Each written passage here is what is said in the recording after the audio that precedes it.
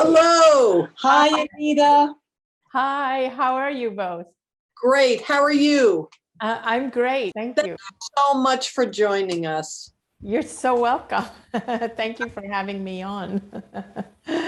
This is such a highlight because I personally have been following you, Anita. I'm Jean Trebek, and this is Alison Martin. I'm Alison. And Anita, I just love you. And when your first book came out, Dying to Be Me, just the name of that title, I was like, oh my gosh.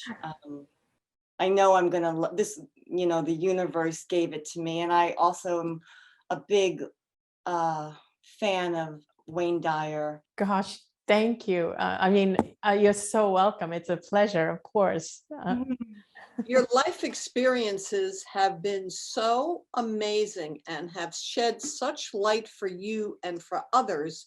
I was hoping that you could just give our listeners an idea of how your near-death experience affected you, and also we're very interested in understanding if you had any perceptions as to where you went. Okay. So those are great questions. So first of all, how did the near-death experience affect me? It changed the way that I view life. It changed everything. I realized after my near-death experience that everything that I had been brought up to believe, like basically what we call our dominant belief system, the dominant paradigm, I realized that it was all wrong.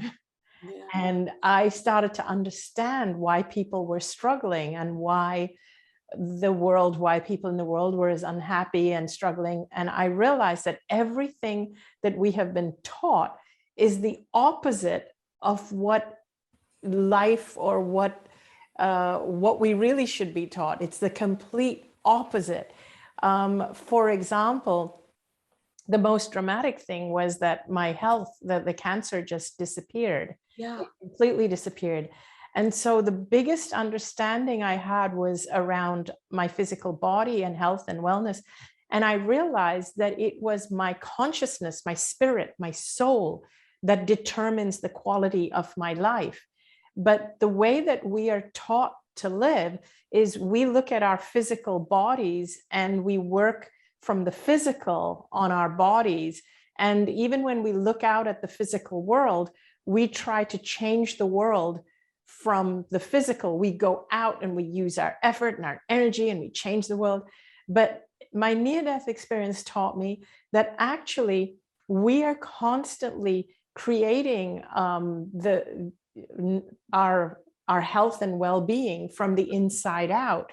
And we're also creating our physical experiences from where we're at inside, from where we're at and how we perceive and believe life, and how much energy we have and how much awareness we have. We're constantly creating our external reality dependent on what we're feeling inside. It's the complete opposite and inside out of what we have been taught to believe. That's the first thing I realized. And I thought, wow, but this dominant paradigm, the culture, we can call it the cultural field, is so strong. It's so strong that those of us who see through it and realize, oh my gosh, but I can create something different for me. It's very challenging from the perspective that we are the ones who get labeled as being delusional or woo-woo or crazy. But in actuality, when we look at it, we're like, once you see it a certain way, you're kind of like, no wonder all that stuff is happening. They're creating it because of the way they're viewing their world, because their energy is so depleted, because they're so drained, because they're so fearful, and they're buying into all the fear and everything. So of course it's manifesting this way in the physical. So it's a very strange thing that happens that really affects you at your core when you have a near-death experience, where you can't go back to living the way you used to, But at the same time, you know that it's going to be challenging because most people won't see the world the way that you see the world. That's what I've been going through. I know Jean has a bunch of questions, but that just ignited something in me. And I know I want to hear where you went, but what you just said in a time of the pandemic, right, Yeah. is so significant. So do you think that sometimes the appearance of an illness or a challenge, physical, mental, appears, you're saying that collectively the world has perhaps created this pandemic on a much higher level, right? Like our sort of collective consciousness. And then do you think sometimes there is also the side of that means there is something that we have to go through? Do you understand my question? I think so. So I think although there are certain things that we as individuals have to go through, I think there is a lot of free will that we have, like a lot.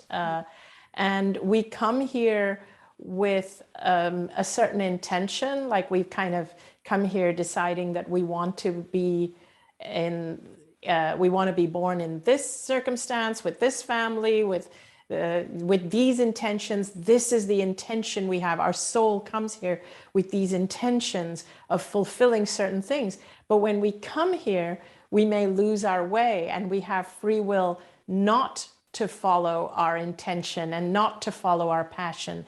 And sometimes what happens is that because we want to fit in and we're afraid of disappointing people, we tend to lose ourselves and we tend to lose our way. But what you've said also about creating, like maybe this, I think you alluded that this pandemic maybe, or generally it's something that we have co-created. So here's what I actually believe. I believe that the way that we were going before the pandemic even started, before anything. So I'm not going to get into the politics of it at all. I don't, I'm not even, I know that people really did get sick, and I'm not saying it's not serious. I don't even want to go down there. But if you think about the world and our race, even before the pandemic, we were already, I would say, heading down a road of destruction. Think about all the biggest governments of the world, all the biggest nations of the world. All of them were spending most of their money, their time, and their resources on killing each other. They were more interested in killing each other than they were in feeding each other. I mean, think about it. All our biggest political leaders were more interested in comparing the size of their nuclear weapons, for God's sake. Yes. So we were already on a very destructive path. And when you think about even where all our money goes, it goes into weapons, it goes into military, and even when it comes to healthcare, we don't spend money on actually caring for health. The money goes into pharmaceuticals, and so it's a very, very imbalanced world. I actually felt when COVID hit, it brought the world to its knees. It's the one single thing that really made everybody stop. Yeah. It was almost like it was a divine intervention, because if you noticed at that time, suddenly nature thrived. Yes. You suddenly had birds singing, and pollution was gone, and butterflies came out, and flowers were blooming. It was almost like the earth, Mother Earth, and nature, and Source, and God. It was almost like they were thanking us. It's like, thank you. We can breathe now. Yeah. So it was almost metaphoric, where people were wearing masks and were saying, oh, I can't breathe with the mask on, but the earth was breathing. Yes. And so I kind of felt, okay, we did at some level bring this upon ourselves. And Of course, I feel bad for the people who were getting sick. This is not to undermine them, but I am giving you more like a view from the other realm, a view from the death realm, looking at it from above, from the different perspective, from the spiritual realm. Mother Nature was thankful for that reprieve. It was also an opportunity for us to go in a different direction. Yes. Mm-hmm. And whether we are doing that or not remains to be seen. It's a little bit iffy, but it was a tremendous opportunity. It was like a reset button. But we haven't necessarily been using that opportunity for the benefit and the well-being of humankind. Right. But so that's kind of how I saw it, that the Mother Nature was crying for that. Yes. That's beautiful. Yeah. Yeah. Now, the question, can you give us a small glimpse of any impressions of a place that you had transcended to? So what I believe is that when we lose our bodies, when we lose our physical bodies, our spirit, our essence is limitless. So it's not a physical place that we go to, but we can literally be everywhere or anywhere at once. And that means even anywhere in time. We move forward in time and back in time. And of course, out even into other planets. And it is so vast. And I think when we cross over, in the immediate time that we cross over, we're still unfamiliar. So we kind of stay close to what we're familiar with. And our loved ones, and this is what happened to me, my deceased loved ones became visible to me to help comfort me. But it felt as though that when we lose our bodies, we can even be right here and not be seen by the people here. So it's not a physical place, but it's like we enter another dimension where we could literally be anywhere at any time. I love that. Yeah. So I don't know if you know, but my husband passed away back in November. And I always, I just say to I go, are you okay? And I love you. And, so. I feel him a lot. Yes. And he's here now. I feel like he is.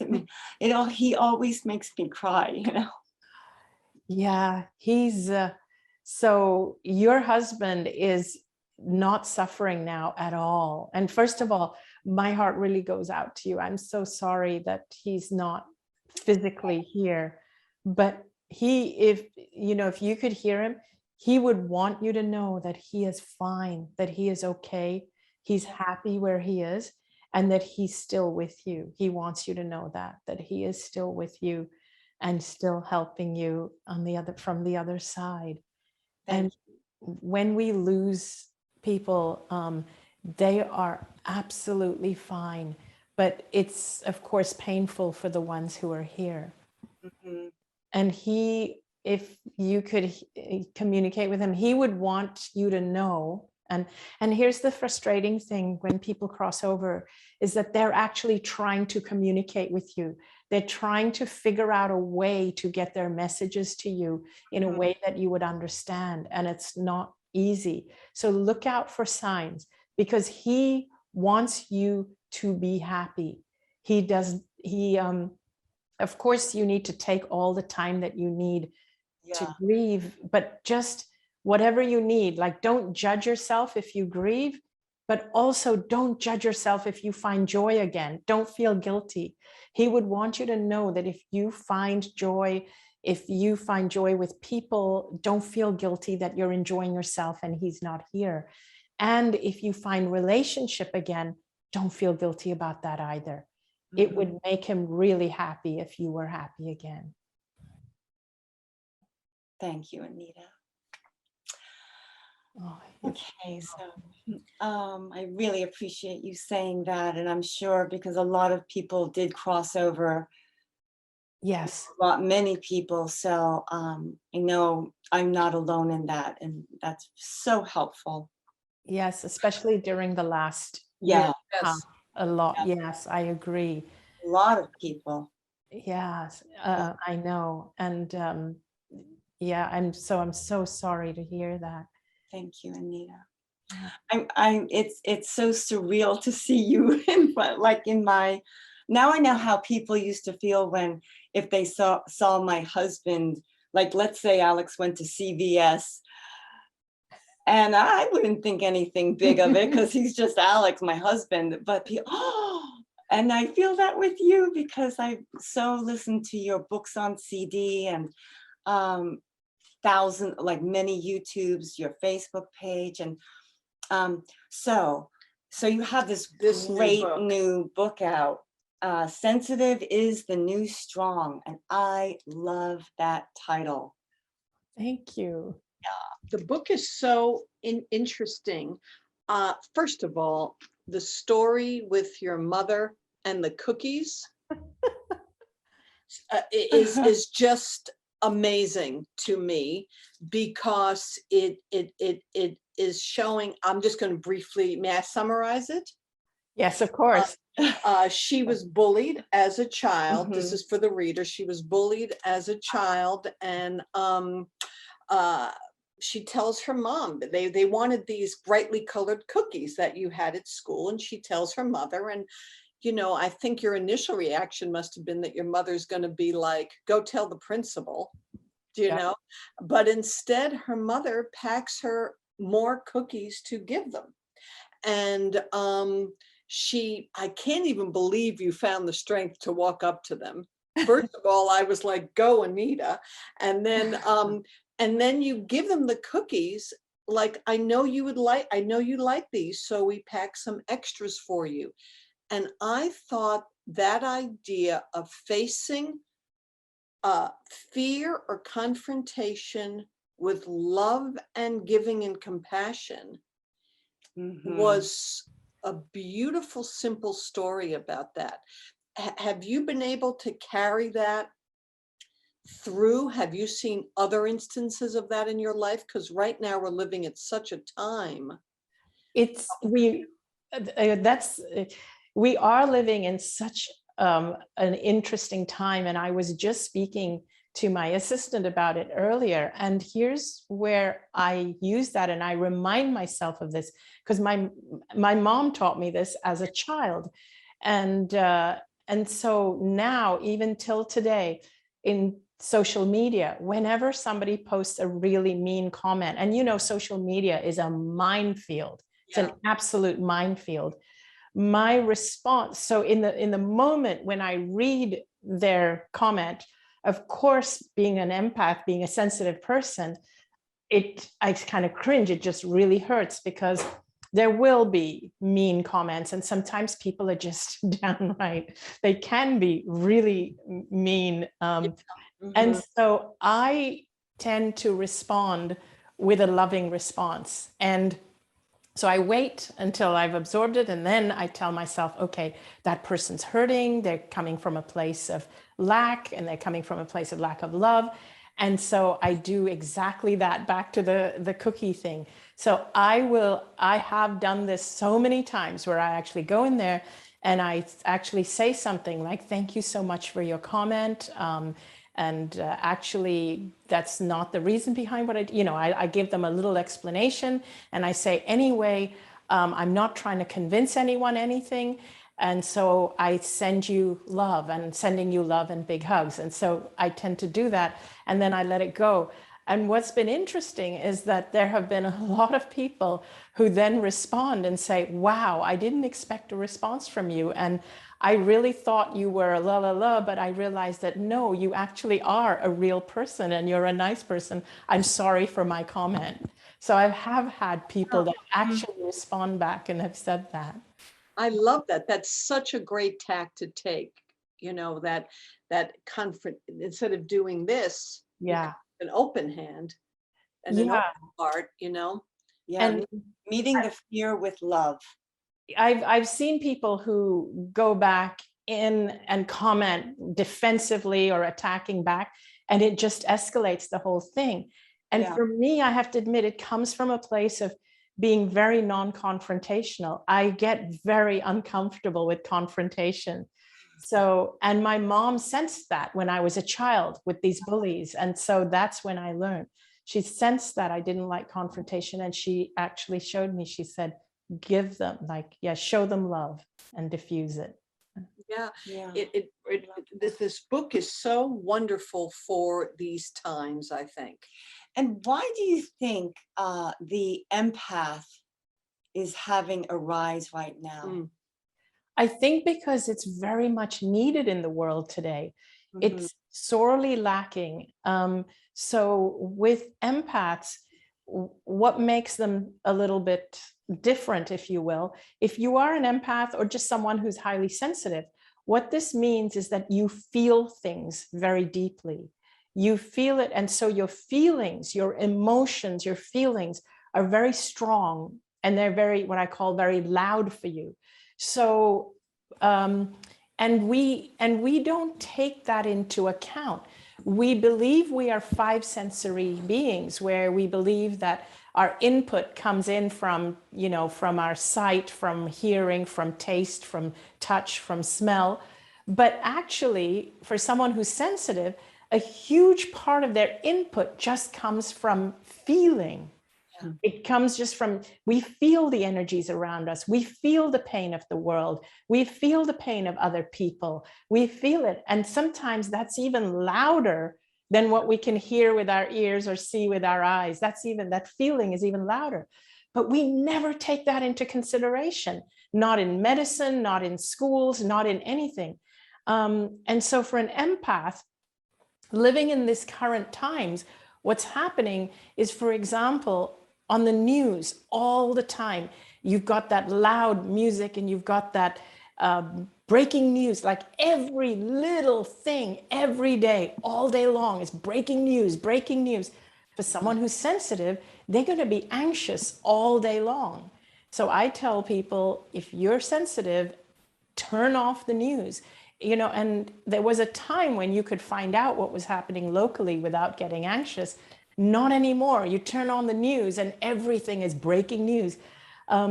You feel a little bit of illness, you go to a doctor or something, and very often there's a lot of anxiety around it. What drugs are they going to give me? What tests are they going to take? Now, the thing is, what I want people to know is that if you are sensitive, very often your sensitivity can affect you so that it even affects your physiology, your biology. So many of your symptoms are because of your sensitivity, but that's not taken into consideration. So basically, empaths and sensitive people are what I call sixth sensory beings, because you've got this added sense, which is so loud, but not being considered, but you're living in a world that's created by five sensory people for five sensory people. Right. So that's why six sensory people or empaths or sensitive people have been struggling. But I think that now it's the time for them to speak out. And so I myself have been encouraging sensitive people to speak out, because sensitive people have been hiding because the world is tough. And because sensitive people hide and empaths hide, what we find is that the loudest voices among us, like the ones who take on leadership positions and so on, are not sensitive or empathic. And people are growing tired of that. Yeah. And if you want to change the world, if sensitive people want to change the world, they have to stop hiding. Mm-hmm. They have to start stepping up and taking leadership positions and voicing that what their needs are, instead of hiding in the shadow and then saying, oh, this world is so hard, this world is so hard. We need to actually step up. And so I think that's why you're hearing and seeing more sensitive people. I felt like what you just said is so hits home, because I feel like when you read this book, we have been told that some of the things that you talk about are called codependency, or they have some term for it, that then you feel like, oh, well, see, there's something wrong with that. Yes. You know? And I in the beginning of the book, I was like, I had that inclination to be more from the external trained perspective until I really got into your rhythm and could feel myself letting go. And then I realized, oh, see, that's the training that you were talking about early on. Yes. Hmm. In fact, this is one of the problems, is that we have been taught, just like you say, it's been labeled codependency. So one of the things that highly sensitive people do or feel is that highly sensitive people can feel the emotions of other people. We can feel if somebody is in pain. We can feel if someone is struggling or suffering. And sometimes, and because we don't understand that we can feel it, we sometimes mistake it for our own. We think that it's ours. We can't separate other people's feelings for our feelings. And so what happens is that we then have this innate, just a reflex action of wanting other people to feel good so that we can feel good ourselves. So people who are highly sensitive and who are highly empathic and empaths have this tendency to want to rescue people because they're so empathic to what that person is feeling. They want to jump in and rescue them so that they themselves, the empath themselves, can feel good, because they need that person to feel good for them to feel good. Now, when you understand that it's because you're picking up their energy, you can look at it differently, because one of the things that I have a problem with is all the traits of an empath has been pathologized. Right. Mhm. Yes, as being something wrong with them. Right. Right. But the empath has this ability to feel for other people. And so they are the ones who are the least likely to cause harm to anyone. And I say, and one of the things I say is the reason, and this is my interpretation, the reason we feel so much for everyone is, if you imagine that each of us have an aura, an energy field around us. Now imagine that if someone is an empath, it could mean that they actually have a larger energy field. And because they have a larger energy field, they feel the feelings of anybody who enters into their energy field and almost mistake it as their own energy. Yeah. Whereas a non-empath or non-sensitive person has a much smaller energy field. So they're less empathic. They don't feel what other people are feeling. And so their focus is always on themselves, on making themselves feel good. And it doesn't occur to them on how it makes other people feel, because they can't feel what other people feel. They're not doing it deliberately, but they can't feel what other people feel. But an empath can feel what other people feel. So what if instead of pathologizing the empath, what if we turned it around and said, maybe the empath is a human 2.0? Maybe the empath is the one with the super strength, but our mistake has been in making them feel like there's something wrong with them. Right. And that's why the world has gone so crazy. Right. You just gave me chills. Yeah. That's such a Yes. great thing, Anita. Great way of looking at it. And you expressed it so beautifully. Really, How do you get out of that pattern? Like, how can you help yourself or help someone that you might know is, you might intuit that they're an empath? How can you help them be able to break that pattern? And also, is there room for boundaries? Yes. So first of all, you do need, when you realize you're an empath, at the initial stage, you do need boundaries. But what you will realize over time, as you strengthen in your knowledge of being an empath, and as you strengthen in your knowledge that actually your energy field is bigger and you're stronger and it's your superpower, you will be able to actually get rid of those boundaries. You'll feel the boundaries are restricting. Wow. So I always find that when people talk about boundaries, it's because they're in the early stages of being aware that they're an empath. Because once they learn that being an empath is a superpower, here's what happens. When you realize that, oh my gosh, this is a desired state to be, and you start to get more confident and you learn to love yourself and love the fact that you're an empath, your strength, your energy field gets stronger and stronger.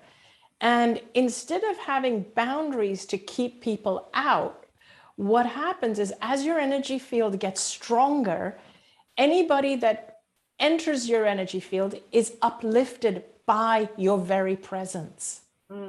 So you actually can uplift people without even saying anything. Just your presence will uplift them. So you won't need to keep people out. That's what starts to happen. I think that's what happens with Jean. I'm just going to say it. I think people, I'm just going to say it to everyone, Anita. I think Jean, it brings tears to my eyes. I think Jean actually has that. I think she meets people and you can feel the love and the uplift. So I can actually, you too. I can actually And say you that too, I've met somebody like that. So that's very moving to me. Thank you. I think both of you are like that. And yes, I can see it in Jean, I can see it in both of you. You're both very uplifting because of the work you do. So yeah, it happens. And to your question that how do you help people? So the gentlest way of helping people is by strengthening your energy and then bringing that presence to other people. That's the gentlest way of doing it. So how do you strengthen your energy, Anita? Because you do a lot. You are a busy lady, and you always look fresh and happy you're to like, be there. Woohoo! And you're You down by do. your beach, and you're down.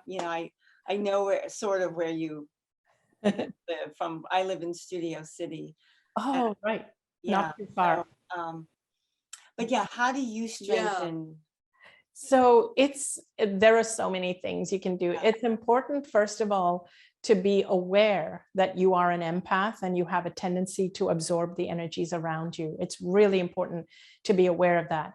And it's important to be aware that as an empath, you have a tendency to give of yourself because you have a tendency to want to rescue people, but you also have trouble receiving. So it's always awareness is the key, but the key is also to learn what does it mean that I'm an empath?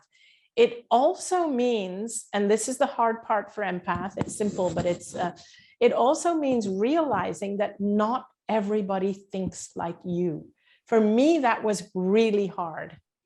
Because an empath wants to feel that everybody has good intentions. Everybody, like we just can't believe it if somebody actually sets out to hurt someone else. Right. Now, even though it may be because of a wound from their own or trauma from their own history and their own childhood, nobody is born setting out to hurt people. Right. But stuff happens to them. But it's not your job to try and fix everyone and fix everyone's wounds. But you need to be aware that there are people who are wounded out there who will harm other people and who don't think like you. So when I say that, again, it's not to contradict what I said earlier about increasing your energy and uplifting people.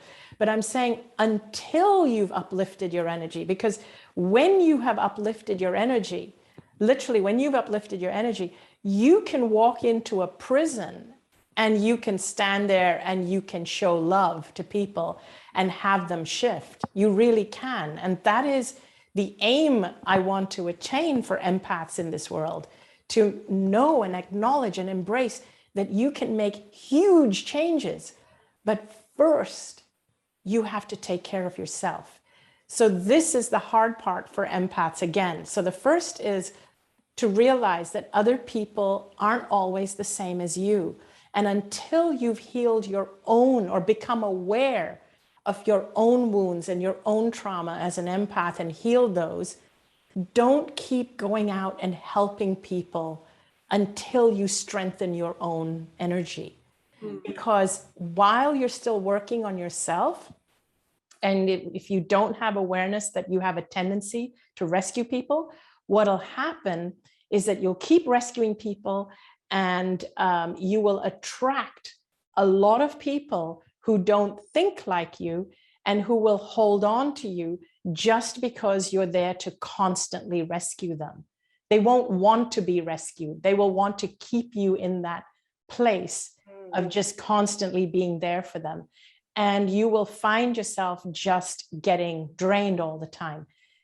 So that this is the hardest part, as I said, for an empath, is to take care of themselves first and to be aware that not everybody thinks like me. As an empath, I am here to be a gentle soul on this planet. I am here to bring light to people. But in order to bring light to people and help people and rescue people and to uplift people, I really need to do all those things for myself first. And the more I do for myself, the more I will help the planet. Empaths tend to believe that when we do it for ourselves, we're being selfish. Right. They have trouble doing it for themselves because if they see someone else suffering, they're like, oh, I got to go help them. So even if we have very little to give, we're like, let me go and help them. And then we become drained and depleted again. We never get to that point of actually having the energy to go out and help the world. This is what brings empaths down. So I'm always reminding empaths, no, you have to do this for yourself, because your default is to help other people. That's your default. That's who you are. That's not going to change. So you don't have to think about it. You don't have to work on being more helpful or being of service. That's who you are. What you have to work on is taking care of yourself, loving yourself, filling up your own cup, doing things that energize you, doing things that make you happy. Even if that means maybe pulling back from some people that do drain you. Yes. Am I hearing that correctly? You are, and you don't have to judge people that drain you. And this is the other thing, is we don't have to, and this is where empaths have trouble again, is that it's like, oh my gosh, who am I to say that they're draining me? They need me. We tend to do that. We say that, I don't want to judge them and say they're draining. But no, we don't even have to judge them. It's more like you can say, I am drained. And it can even be your own child that drains you. It can be an aging parent or a partner who's sick. You need a break. It's human. It's human to become drained. Even two people who love each other can become drained by each other if they spend too much time together. So it's about removing the judgment and just being honest with yourself and saying, yeah, this drains me. I need to charge my batteries. Yeah. Well, we have kept you talking way too long, but I just want to say for our readers that if nothing else, just pick this up and gently start reading it. The chapter on the ego is an amazing take on ego. I thought that was so worthwhile because, you're right. It's another one of things, the way we've been taught. Yes. About what this ego is. And thank you so much for writing this. It's just, it's come at a perfect time. So thank you. Oh, you're so welcome. Of course. I love sharing my message, and I just want empaths and all to know that they're so valued in this world. To own their superpower. Yes, that's own your superpower. You're amazing. You and your husband. Yes. I know he's your rock, and yes. And we send him love as well. Yes. Okay. Oh, thank you. Thank you. And he's right there behind the scenes. He's waving. Hello. Hello, husband. Hello, husband. We love you too. Thank you both so much. Thank you, Anita. Bye. Bye. Bye.